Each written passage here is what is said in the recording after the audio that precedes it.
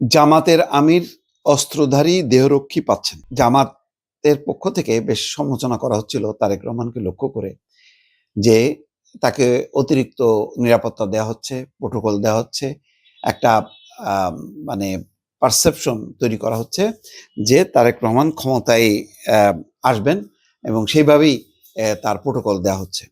বিষয়টা তা ছিল না। বিষয়টা নিরাপত্তাজনিত একটা ব্যাপার ছিল এবং অবশ্যই এটা পেছনে দেশীয় এবং আন্তর্জাতিক অনেকগুলো কারণ আছে।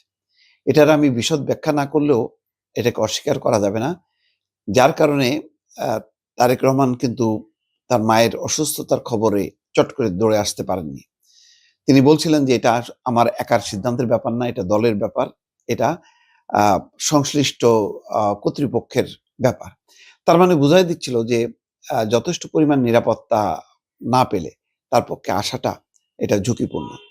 তো যাই হোক, সেই নিরাপত্তা আমরা দেখলাম যে দেয়া হয়েছে প্রথম যেদিন। তারপর এখন তার যে সিএসএফ তার ব্যক্তিগত নিরাপত্তা বাহিনী বা দলের নিরাপত্তা রক্ষীরা, যেটা বেগম খালেদা জিয়ার নিরাপত্তা দিত, এখন তার নিরাপত্তায় তারা নিয়োজিত।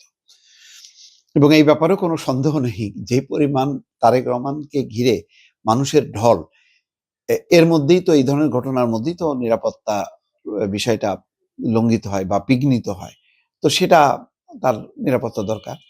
দলের পক্ষ থেকে নিরাপত্তা, আর একটা সরকারেরও একটা দায়িত্ব আছে, সেই দায়িত্ব অনুযায়ী সরকার দিচ্ছে। এরকম একটা বিষয়টাকেও বিতর্কিত করার চেষ্টা করা হচ্ছিল সম্প্রতি বিভিন্ন জনের কথাবার্তায়। তারপর দেখা গেল বিভিন্ন রাজনীতিককে দেহরক্ষী দেওয়া হচ্ছে। জুনায়েদ সাকির মতন নেতাও তিনিও গানম্যান সহ দেহরক্ষী পেয়েছেন। তো এখন জামাতের আমির পেয়েছেন, অস্ত্রধারী দেহরক্ষী পাচ্ছেন। এবং বাংলাদেশের বর্তমান যে রাজনীতির ঘটনা বলি, ওসমান হাদির ঘটনার পর কিন্তু বিভিন্ন জনকে সরকার সিদ্ধান্ত নিয়েছে যে তাদেরকে অস্ত্র সহ দেহরক্ষী দেওয়া হবে এবং সেই ধারাবাহিকতায় জামাতের আমির পাচ্ছেন। এখানে বলা হচ্ছে জামাতের আমিরের ব্যক্তিগত নিরাপত্তা নিশ্চিত করতে অস্ত্রধারী দেহরক্ষী বা গানম্যান দেওয়ার সিদ্ধান্ত নেওয়া হয়েছে। একই সঙ্গে তার বাসভবনের নিরাপত্তার জন্য পোশাকধারী সশস্ত্র পুলিশ মোতায়েন করতে বলা হয়েছে। ভালো। যেহেতু বাংলাদেশের এখন প্রধান প্রতিদ্বন্দ্বী দুটি রাজনৈতিক দল হচ্ছে বিএনপি এবং জামাত। তো দুই দলের মধ্যে নানান কারণে সাংঘর্ষিক পরিস্থিতি তৈরি হবে। দুই দলের বাইরে নানান রকম অস্ত্রধারীরা বা সুযোগ সন্ধানীরা এবং যারা, যেটা ডক্টর মোহাম্মদ ইউনূস বলার চেষ্টা করছেন যে নির্বাচন পতিত সরকার নির্বাচন বানচালের চেষ্টা করছে, ভণ্ডুলের চেষ্টা করছে, সেই হিসাবে জামাতের আমিরও টার্গেট হতে পারেন।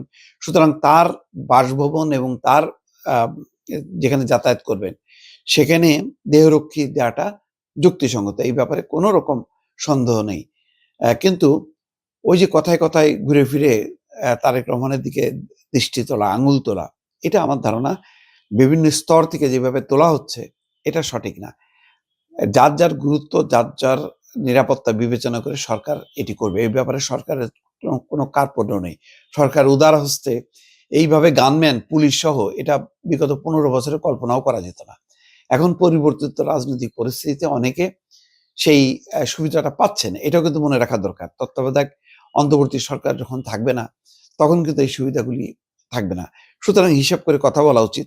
আর জামাতের আমিরের এই বাসভবন এবং তার দেহের এই রক্ষী, নিরাপত্তা, এগুলি পাওয়ার পর আমার মনে হয় যে নিরাপত্তা বিষয়গুলো নিয়ে মানে খোঁচাখুচি করা বা এটাকে বিতর্কিত করা, এটা ঠিক না। কারণ এইটা যদি করা হয় তাহলে যারা ওই যে ঘাপটি মারা, যে সমস্ত যারা নির্বাচন বানচাল করতে চায়, ওসমান হাদির মৃত্যুর মতন এরকম ঘটনা ঘটিয়ে যারা পরিস্থিতি একটা তৈরি করতে চায়, তারা কিন্তু সুযোগ পাবে। সুতরাং এই বিষয়ে নিরাপত্তার বিষয়টা সবসময় যেহেতু স্পর্শকাতর, এগুলো নিয়ে মানে প্রশ্ন তোলাটা আমার ধারণা যে এটা অনাকাঙ্ক্ষিত।